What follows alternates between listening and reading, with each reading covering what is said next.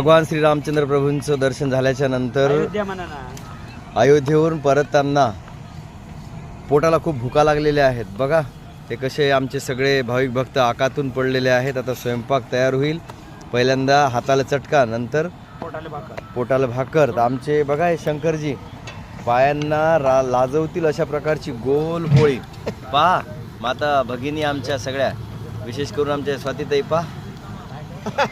ते म्हणलंय बरं याच्यातनी याच्या पहिले की आमच्या सौभाग्यवतीच्या पेक्षा चांगला करतो म्हणून. बघा खूप सुंदर गोल अशी पोळी. खूप आनंद आहे. खूप सुंदर आमची यात्रा झालेली आहे. खूप सुंदर अशा प्रकारे इकडे भात शिजत आहे. लगेच आता भाजीची तयारी इकडे होणार आहे. बघा वांग्याच्या भाजीचा बेत आहे.